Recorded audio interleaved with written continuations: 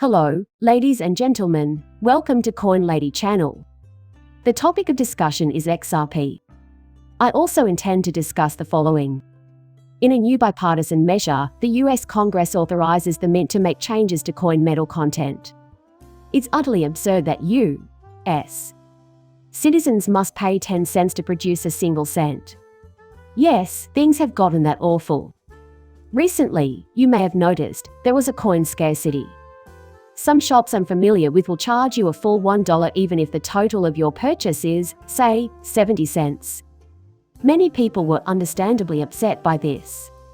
Taking away the option to use loose change forces one to consider the use of other payment methods, such as a CBDC, debit card, or credit card. Prior to 1964, 90% of quarters were silver and 10% were copper. The current composition of quarters is 91.67% copper and 8.33% nickel. Since even that is becoming prohibitively expensive, they demand that we switch to even less expensive metals for our coinage. The next phase is to have completely digital, metal-free currency. And that's why it's even more important to advocate for a national digital money. It's too pricey to produce spare change. The road to hyperinflation is paved with plans to go fully digital with an unlimited supply of CBDC dollars. Spending, debt, and entitlement programs are out of control because our politicians can't manage them. We cannot afford to adopt a monetary system like this. I think it will fail because there will be an infinite supply of CBDC dollars, leading to the same problem that we have now where the US dollar is nearly worthless. You see, it's supported by nothing but lofty ideals. A total of 23 US states took action at this time to restore gold and silver to their currency systems. I really like their explanation of gold now. Hear this out. There is no higher form of currency than this. The same league, if not higher. It can be divided into smaller pieces, it lasts forever, it stores value, and it serves as a unit of account. It's got everything you'd expect from money except that stays put and can't be added to. Because of this, gold is the most aesthetically pleasing kind of currency. In what other ways could money serve you better? You know, we live in a time when nation after nation is abandoning the US dollar. There are now signs that several states inside the United States wish to abandon the dollar. They long for the days when currency was supported by gold. I'm crossing my fingers that catches on. In the end, we'll be using a gold-backed system. Us issues a stern warning to China about the repercussions of aiding Russia. Do you think China still takes the United States seriously? You know, we live in a period when nation after nation is tuning out the United States. They refuse to do business in our currency. Still, we use the dollar as a weapon whenever possible. That's when punishment comes in. Bangladesh also refinances a $318 billion Russian debt with a Chinese currency in order to circumvent US sanctions. And these nations are continually developing new methods of evasion. This country really has to take a step back and assess the global situation. The United States real-time payment system has some holes. Who will take those roles?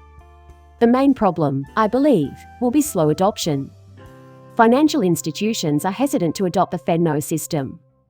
They will want to examine how other financial institutions fare with it first. In addition, Americans have no interest in using FedNo. The Fed has lost their trust. No one has faith in the government. They're doubtful about the current events, even if they are not crypto enthusiasts. Like FedNo, I anticipate early failure for FedNo. I've talked with the SEC today.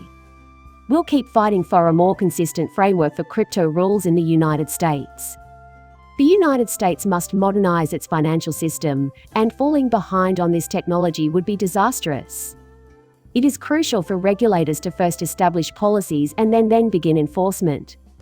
It now appears that intervention by Congress is required. According to Coinbase's Brian Armstrong, he's currently advocating for standardized regulations of cryptography. The news of Gary being probed by Congress prompted immediate discussions about relisting XRP. After witnessing Gary's ordeal, any corporation with any sense would be wise to announce that they will relist XRP immediately. It seems as though Gary has already left the building. 20 million Ripple trades totaling $30 billion. Using its worldwide payment technology RippleNet, Ripple has handled almost $30 billion in up to 20 million transactions. Since its release, the California-based blockchain technology firm has made this information available to businesses in a concise tutorial on how to use RippleNet to simplify treasury payments. RippleNet is the key that unlocks the door now. Eventually, they'll begin employing XRP. The news about the European Parliament makes this older essay seem timely. The topic has shifted to Worldline. It's the only Ripple partner with official permission from the ECB to create a test version of a digital euro wallet. I learned today that Christine Lagarde, head of the European Central Bank, is a close friend of Ripple's. It's only a matter of time before XRP is used there as well. Their service has been outstanding. Very little to no commission, and decent rates. This is a major development as well. I'd like to bring up an important topic. According to Remitly, researchers working with Ripple and XRP have shown a tape of the CEO of Remitly stating why he still doesn't trust cryptocurrencies like Bitcoin. He adds that he is still keen on exploring blockchain-based payment systems like Ripple's. Consider us your mobile phone's answer to services like MoneyGram and Western Union.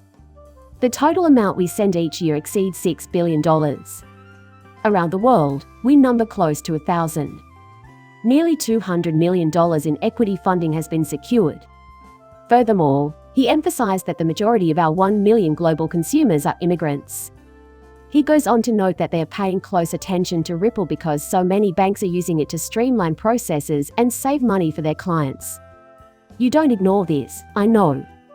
They noted that they are monitoring how other financial institutions utilize Ripple.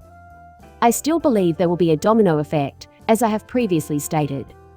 Actually, RippleNet isn't used by this firm till much later. XRP is adopted by them. Competing businesses are aware of the situation. They are now interested in adopting RippleNet. They will eventually adopt XRP, and its use will spread. In fact, I just said that. We're at a point now where we can monitor its construction from the ground up. In the future, it will acquire steam, and XRP value will unquestionably increase. Intermix purchases property in Spain, Italy, Germany, and Canada, a $1 billion market. Observe this, then, partnering with Ripple Labs, International Money Express Inc. has become the first omnichannel money remittance service provider to announce the acquisition of Land Holdings Corp. By means of this purchase, iTransfer Global Payments, a money transfer service established in Spain, has been bought by Intermix.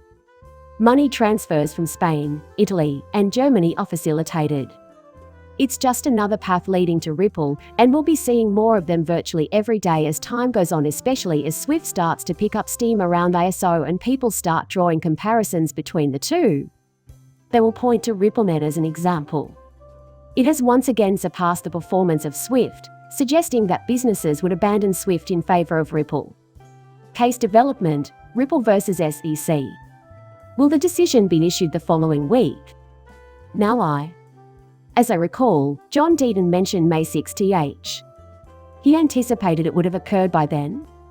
After Gary's performance in front of Congress, many are predicting that it will occur sooner rather than later. My doubts persist. This is going to take a little longer, I'm afraid. However, I hope that it is resolved soon. Strategic use of XRP. According to David Schwartz, XRP is not used for financial transactions but rather as a tactical tool. In my opinion, XRP can be a tool to combat the financial institutions. Its widespread daily use has the potential to destabilize the global financial system. Right now is a period when you simply have to be patient and optimistic and watch things play out, because I truly believe that we are witnessing a monumental play. I'm well aware of the farce that is the SEC lawsuit. If that's how you feel about Gary, I wouldn't ask him any questions. Yes, he is surrounded by those who can help him. There are many who are telling him to wait even longer. The longer you can put it off, the better. A time will come, though, when the holdup is no more and Ripple has triumphed. And when that occurs, keep an eye out because the price of XRP is about to soar upward. All those who have said internally, well, I'm going to invest in XRP, but I want to see what happens with this case, but have yet to actually do so. They might expect to pay considerably more as a result. Before you hear the news, it will already be reflected in the market. That's why it's crucial to hold on tight at all times. Nonetheless, I think that's enough talk for this video. I appreciate everyone who has tuned in. Thanks to everyone who has seen my videos. Please like and subscribe my channel. See you later, bye.